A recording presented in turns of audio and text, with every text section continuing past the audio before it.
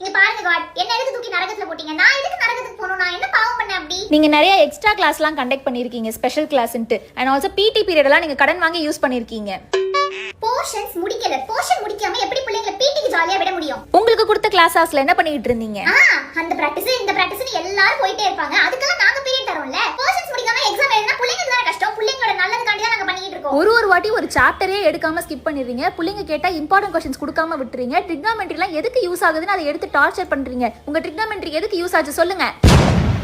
இத நான் ஏத்துக்கவே மாட்டேன். இதெல்லாம் ஒரு ரீசனே இல்ல. சரி உங்களுக்கும் வேணாம் எனக்கும் வேணாம். மேத்ஸ்ங்கிறது ரொம்ப இம்பார்ட்டன்ட். இப்போ இங்கேயே நிறைய பேருக்கு வந்து மேத்ஸ் பத்தி தெரியல. இப்போ ஒரு நாளைக்கு நீங்க எத்தனை பேர் காலி பண்றீங்க?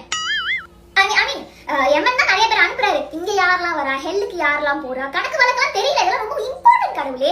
சி உங்களுடைய சிஷ்யர்கள் யாருக்குமே வந்து மேத்ஸே தெரியல. Come here. அதோ அங்க புதுசா பத்த வந்திருக்காங்கல்ல, அவங்க வந்து y ஸ்பீட்ல வந்து டிராவல் பண்ணிட்டு இருக்கும்போது x ஸ்பீட்ல வந்து லாரி மோதி இடிச்சு இப்போ வந்து அவங்க z ஸ்பீட்ல மேல வந்திருக்காங்க. So according to the speed of motion the acceleration of the calculation is equal to என்ன என்ன ஸ்பீட் ஒருத்தர போட்டு தள்ளன்னு கூட தெரியாம இருக்கீங்க. So maths is very important. அவங்க பாசிபிலிட்டி ஆஃப் டெத் என்னது, ratio of the speed of the velocity of the ஏதாவது தெரியுமா?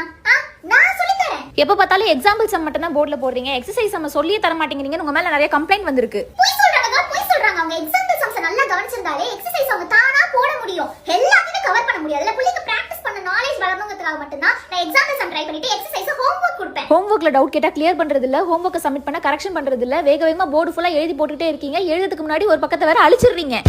God, I can explain. Actually வந்து